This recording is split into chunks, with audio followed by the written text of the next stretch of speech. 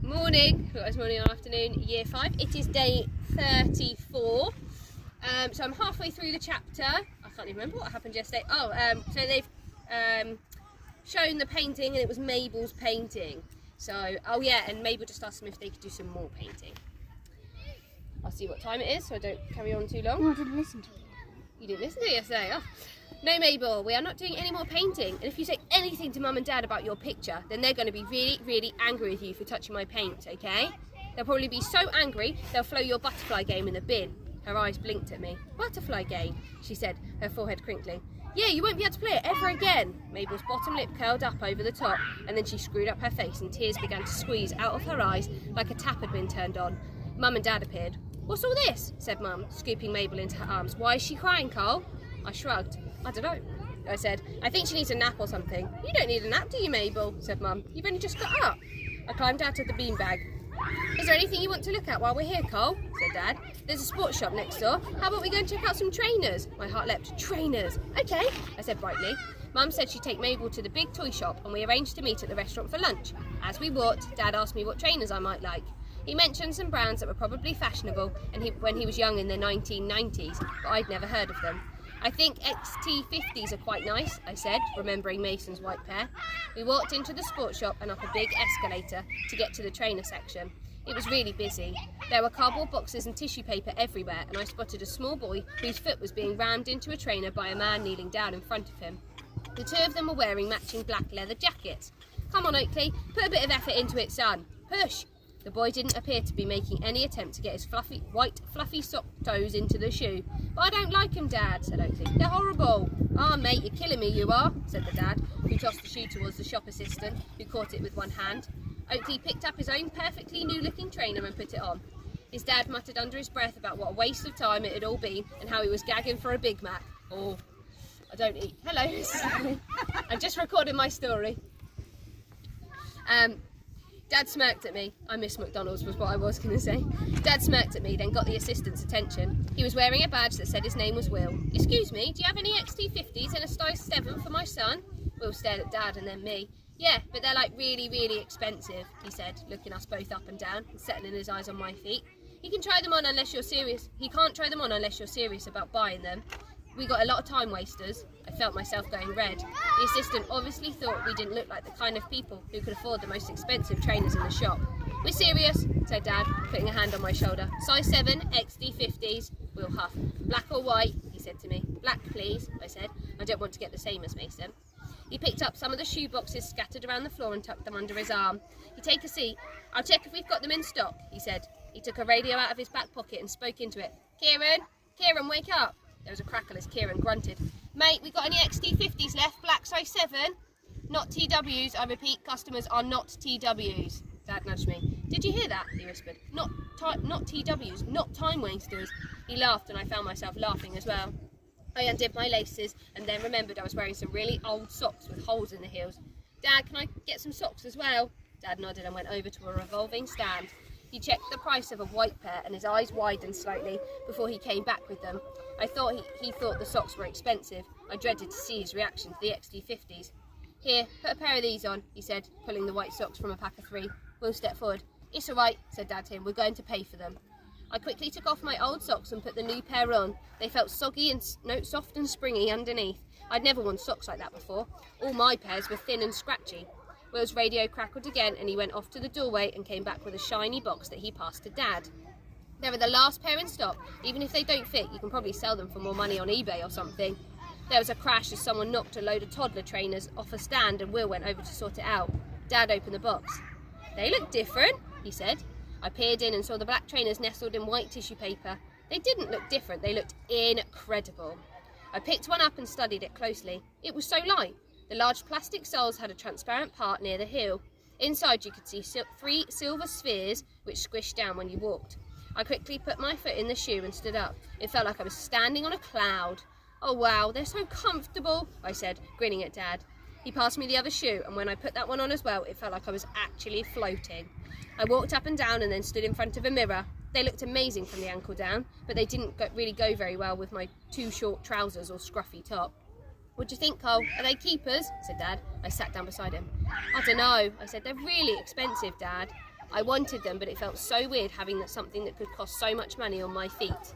Cole, if it wasn't for you, then we wouldn't be able to get any of the things for the house. I think you deserve a treat, and you really want them, then you should. Oh. Dad looked at the price on the side of the box. Excuse me, Will, called to the assistant. I think there's been a mix-up with your price in here. Shh, Dad, I said, between gritted teeth.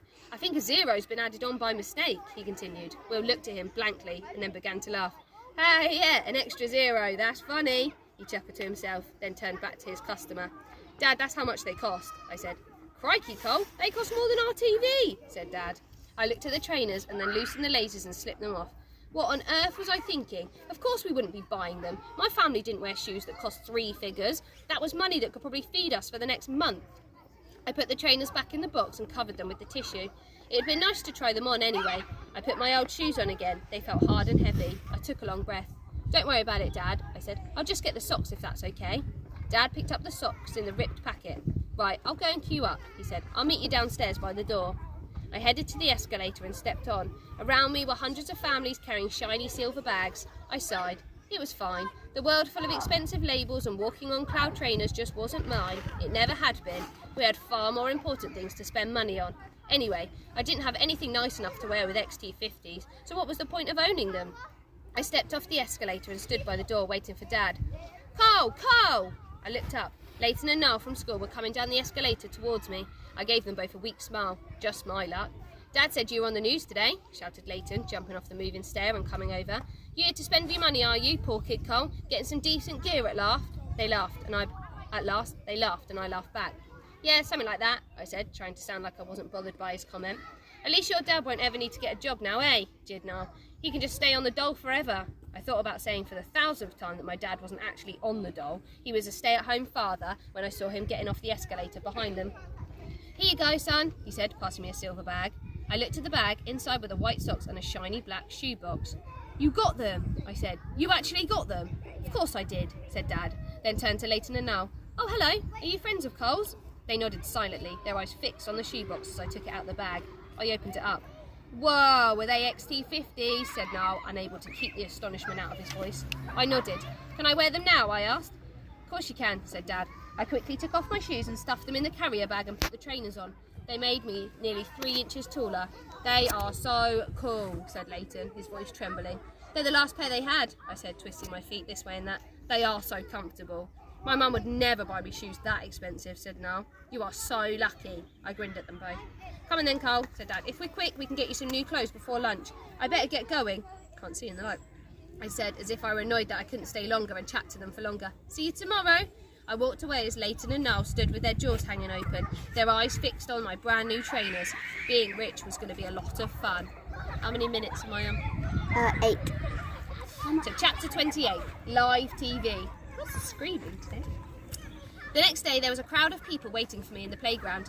Have you brought your XT50s in? Can I see them? My dad reckons your next painting might sell for $500,000. Do you think it will? Carl, is it true you're getting a Ferrari? I looked around at everyone and grinned. I can't comment, I'm afraid, I said, smiling. Maybe. Niall slung his arm around my shoulders. Do you fancy coming round mine later? Mum said she'll do us some burgers. I shook my head. I can't. I've got the TV crew coming round tonight, I said, sniffing. They want to do a live interview with me. A few people gasped. Are you going on the telly? Said Kiki. What time? During the 5 o'clock news, I think, I said. I'll have to ask Declan, Marika's PA. Hey, Carl, do you want to come go-karting on Saturday? Asked Leighton. Niall took his arm off my shoulder and scowled at Leighton as they both waited to hear what I'd say. Sure, I said casually. Sounds good.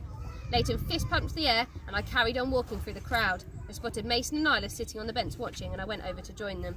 Funny how everyone wants to be his friend now, isn't it? Yep, said Mason. What's that all about? I turned around and everyone was still staring at me. Oh, you know, everyone's just a bit overexcited, I guess, I said, sitting down. I'm sure I'll be old news tomorrow. Isla smiled, but Mason didn't look so happy. Now the auction is out of the way, we can get back to solving an enigma in oil, said Isla. You know the clue about listening to the river? Well, I think it means that... I held my hand up to stop her. I'm sorry, Isla, but I don't really need to solve the riddle anymore, I said. What? Said Isla. But we've come so far. I saw Mason check the time on his watch. I made a mental note to have a look at some new watches for myself when I got a chance. Maybe a smartwatch was different to his, a bit better than his. There isn't any treasure anyway. It's probably just a big joke. Besides, I'm too busy now, what with all the press and interest in my art, I said. The bell for registration and Mason and Isla went for registration, and Mason and Isla stood up and walked off. As I followed, they whispered something to each other, and Mason shook his head. I guess they were talking about me. I felt like somehow I was letting them down, but I just didn't have time to run around a museum looking for treasure that probably didn't exist. What was the point in that? When I got home from school, there was a huge TV truck parked outside our house. A few of our neighbours were standing out on the street, pointing and chatting to each other. I waved at them, then went indoors. See, it's dangerous. You shouldn't forget your friends just because you get that other people come along. Cables came out of the truck along our path and half hallway and snaked into our lounge. I could hear Dad talking to the engineers about his old job as a music roadie. "Hi, Cole," said a young woman coming out of our kitchen and holding a cup of tea. "I'm Tasmin, and I'll be doing your interview today. Congratulations on your big sale. You must be incredibly excited." "Hi," I said. "Yeah, it's been amazing." She was wearing a lot of makeup and her eyelashes were so long they touched her eyebrows. "I've been explaining to your parents how this is going to work. We'd like you to have 4 of you sitting on the sofa with you in the middle, and then the 4 of us," I interrupted. The woman nodded. "Yeah, you, your mum, your dad, and your little sister, Mabel, is going to sit on your mum's lap." "Mabel?" I said. "Why does she have to be there?" "Our viewers want to see all of you," said Tasmin brightly. "We're going to link up with Ramesh in the studio just after 5:15. I'll ask you a few questions and you can just answer them best you can." "Okay," I said. Tasmin went into the lounge and I headed to the kitchen.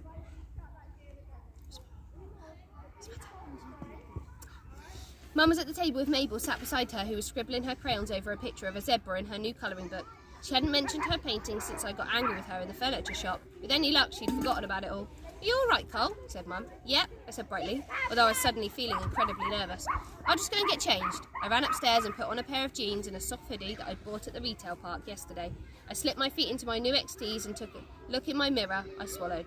What was that? Was that really me, wearing designer clothes and looking wealthy? I smiled at my reflection, but my mouth didn't look quite right. I shrugged, then headed back downstairs to the kitchen. "Your dad is getting Mabel changed," said Mum, sipping at her tea. She went quiet for a moment and then she looked up. "It's quite overwhelming, isn't it? All this attention," she said. She got up from the table and closed the kitchen door, then sat back down, her hands curled around the cup. "Don't get me wrong, it's really exciting for a wonderful thing to happen to us, but it feels like we're a bit trapped in one of those snow globes and that we've been shaken and everyone's looking in on us." I nodded. I knew exactly what she meant. The kitchen door opened and a head popped round the side. "Are we all good to go?" It was Tamsin. Mum got up. "Ready?" she said to me with a smile. I smiled back. "Ready," I said. The lounge was jammed full of people and equipment. Our TV was on in the corner, the sound muted. It looked like the news presenters were talking about sport and they were showing a clip of a goal in a football match. "If you want to sit here, Mrs. Miller, that's great," said Tasmin. "And if you go in the middle, Cole." I sat down. Dad appeared with Mabel. She stretched her arms towards Mum and Dad, and Mum and Dad put her on her lap. "Mr. Miller, if you could sit on the end, that's great," said Tasmin. It was a bit of a squash. "It's a shame we didn't get our new sofa yet, eh, Cole?" said Dad, patting the arm of the chair, realising another cloud of dust. Fortunately, nobody seemed to notice. We'll find out tomorrow what happens in the newspaper article. Have a lovely rest of your day, and I will see you tomorrow.